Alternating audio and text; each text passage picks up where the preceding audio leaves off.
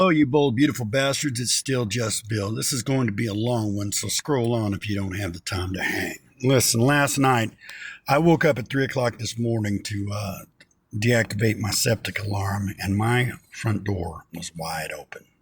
Now, I know I'm in Washington State, and I know that this state is really fast and loose with their crime prevention, okay? You're not going to get a lot of act right from the police to protect yourself. You've got to protect yourself. And if you know anything about me, you know that I've constantly been on you guys about protecting yourself. You've got to protect your family, your wife, your kids, everything you worked hard for. If somebody's trying to take from you, you need to take from them the only thing they have in exchange. And I think we all know what that is, as we're going to use TikTok sensitive words.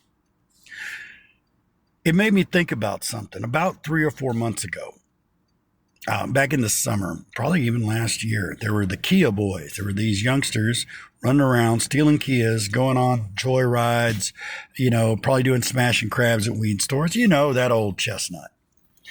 And after that, there were a gang of like 3 or 4 14-year-old girls going through neighborhoods, breaking into cars and stealing everything they can. And I kept warning their parents. I know parents that have some troubled kids. I'm like, look, man, whatever you got your kid is doing, need to let him know that it is not safe out here on the streets. For one, if you mess around with the wrong one, and you're gonna come up with some holes in you, to use TikTok precise language. And I'm not just saying me. I would hate to look out my window and see somebody breaking into my car, pull out my argument diffuser 5000 and send 357 Magnum conversations that person's way, and then to find out that I've just put some 15-year-old kid on the ground. I don't want that.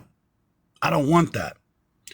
I don't want to ever have to have the choice to make the decision of whether your choices by deciding to come into my house uninvited, it's a choice you're making. Don't let the choice you make of breaking into somebody's house and trying to steal their stuff be turning around to where I now have to decide whether I'm going to put this man down. And I will not hesitate. If you are in my house, if I wake up at 3 o'clock in the morning, you're standing in my kitchen or whatever, we're touching everything in that room.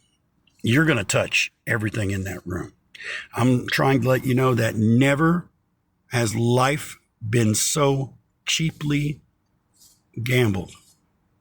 You men out there, you bold, beautiful bastards out there, I know my 2A people.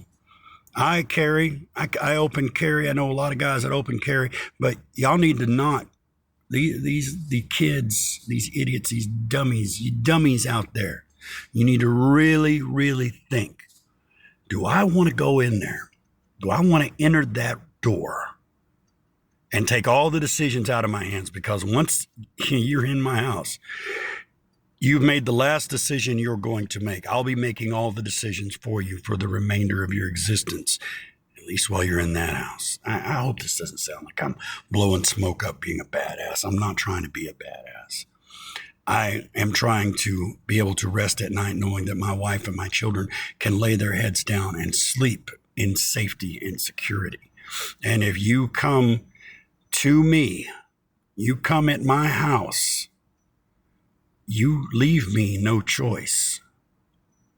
There will be prayer for you after, and there will be no mercy. Be good bastards. Protect yourselves and each other. Remember that